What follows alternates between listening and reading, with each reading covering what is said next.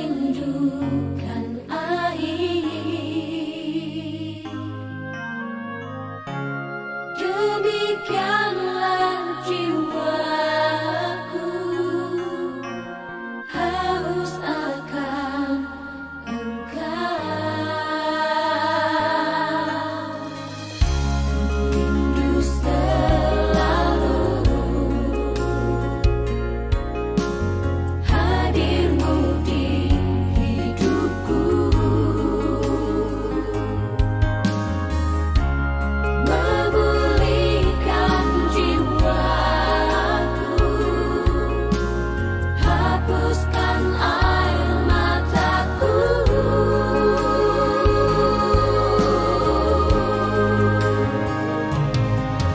Mengalirlah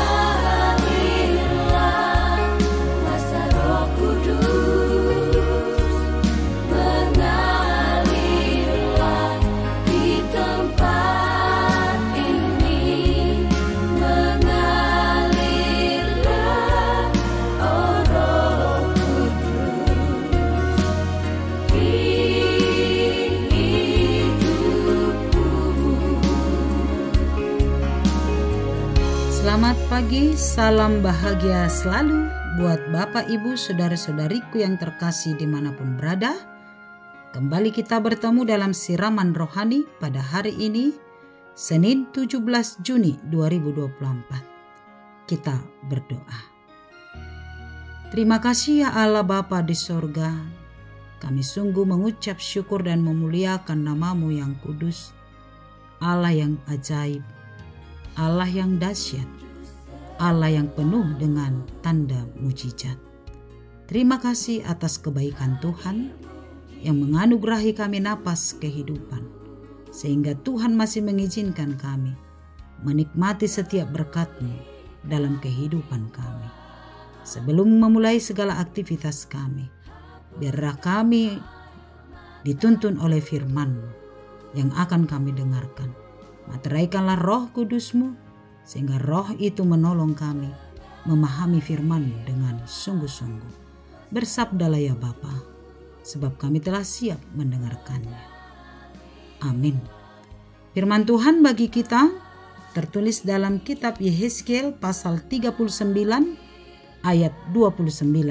Demikianlah firman-Nya.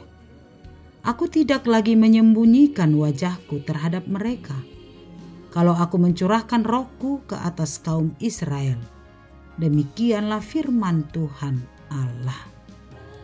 Tuhan tidak menyembunyikan wajah-Nya. Bapak, Ibu, Saudara-saudariku, proses pengalaman bangsa Israel di tengah-tengah pembuangan menjadi sebuah kesaksian iman yang perlu dicermati dan dimaknai oleh setiap umat Tuhan. Allah yang menghukum bangsa itu hingga kepada pembuangan untuk menghajar dan mendidik umat itu tentang pentingnya sebuah ketaatan kepada Allah. Allah mengizinkan bangsa Babel dan Mesir untuk memperbudak umat Israel dengan tujuan supaya mereka sadar akan dosanya dan mau berbalik kepada Allah. Pengalaman pembuangan yang dialami oleh umat Israel telah membawa mereka pada kondisi pemahaman tentang Allah yang telah bersembunyi dari mereka. Wajah Allah yang telah menghilang dan berpaling dari mereka.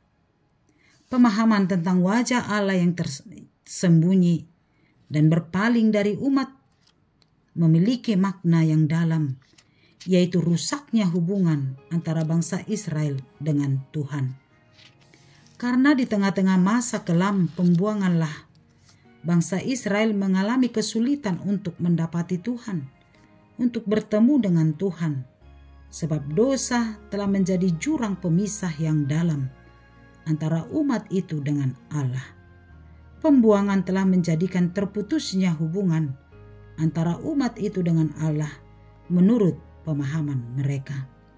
Tetapi Allah yang adalah Allah yang pemurah dan maha kasih, selalu mengasihi umatnya dan memulihkan persekutuannya, menantikan pertobatan dan kini memberikan nubuat tentang pemulihan dan pembebasan Tuhan yang disampaikan melalui Nabi Yehezkiel.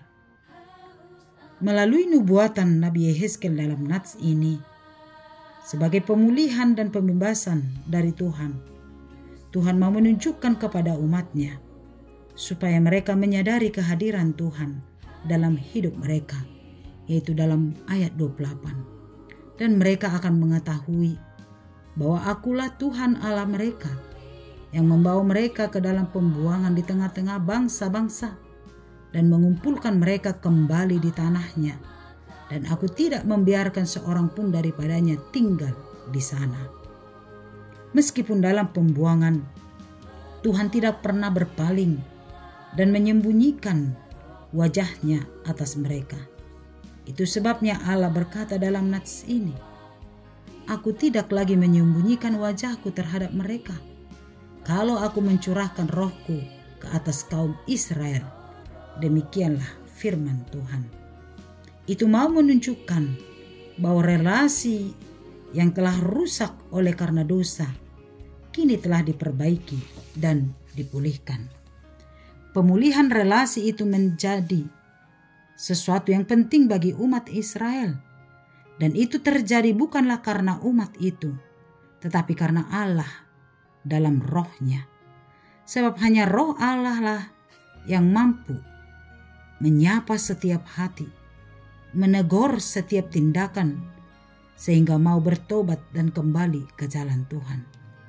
Melalui nats ini, kita dihantar untuk memaknai yang pertama, mungkin saat kita melakukan dosa, saat menghadapi pergumulan dan tantangan, saat sakit penyakit menerpa, kematian orang-orang yang kita cintai, bisa membawa kita kepada pemahaman bahwa Tuhan telah berpaling dari kita.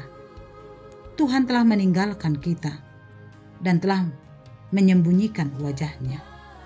Sebab penderitaan cenderung membawa kita kepada pemahaman bahwa Tuhan telah berpaling dari kita.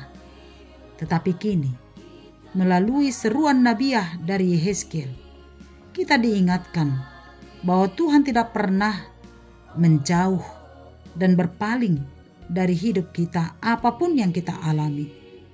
Tuhan tidak pernah menyembunyikan wajahnya dari kita, sebab rohnya telah diam di dalam hati kita.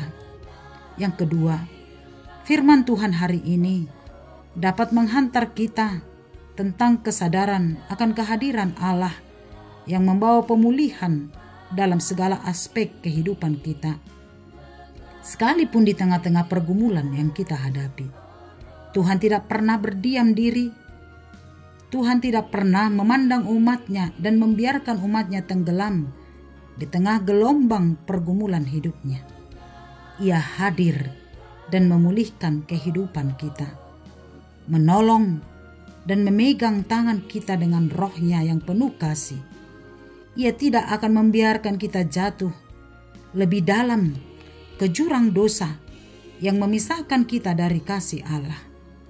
Dengan tangan dan cara Allah sendiri, Ia akan datang untuk menolong dan memulihkan kehidupan kita, sebab Ia telah berjanji bahwa Allah tidak lagi menyembunyikan wajahnya terhadap kita, tetapi selalu mencurahkan rohnya yang kudus untuk membimbing dan untuk mengarahkan kita melakukan yang sesuai dengan kehendak Tuhan. Amin. Kita berdoa. Kami memuji dan memuliakan nama-Mu ya Tuhan Allah kami, Allah yang selalu menyertai, Allah yang selalu hadir dalam kehidupan kami oleh karena kuasa Roh. Kasih-Mu sangat besar, sehingga tidak bisa dibandingkan dengan apapun yang ada di dunia ini. Meskipun kami terkadang jatuh kepada dosa yang membuat kami terpisah dari Allah, tapi oleh karena kasih-Mu yang besar, oleh karena pengampunan yang telah Tuhan anugerahkan bagi kami, hidup kami selalu dipulihkan.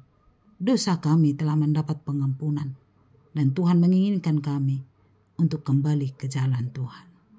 Terima kasih ya Bapa di sorga, sehingga kami yakin dan percaya meskipun kami menghadapi penderitaan, pergumulan, tapi kami yakin dan percaya Tuhan tidak pernah meninggalkan kami. Engkau tidak pernah berpaling dari kami. Engkau Allah yang setia menyertai kami. Biarlah dalam setiap apapun yang kami hadapi, apapun yang kami jalani, kami yakin dan percaya Tuhan senantiasa menyertai kami. Terima kasih Bapa di sorga atas hari ini. Biar tangan Tuhan menolong kami melakukan segala aktivitas kami sepanjang hari ini sesuai dengan kehendak Tuhan. Berkatilah kami semuanya, berkati setiap keluarga yang Tuhan persatukan. Biar tangan Tuhan memberkati perjalanan keluarga itu senantiasa di jalan Tuhan. Berkati setiap apa yang kami rancang, apa yang kami pikirkan, biar semuanya terjadi sesuai dengan kehendak Tuhan. Berkati bangsa kami, berkati gerejamu, dan berkati setiap orang-orang yang berserah kepadamu. Biar Tuhan mendengarkan setiap doa-doa kami. Terima kasih Bapa di sorga atas kebaikan-Mu. Kami berdoa di dalam Yesus Kristus Tuhan kami. Amin. Anugerah Tuhan kita Yesus Kristus, kasih setia Allah Bapa, dan persekutuan dari Roh Kudus kiranya menyertai kamu sekalian. Amin. Selamat pagi, selamat beraktivitas. Tuhan Yesus memberkati. Shalom.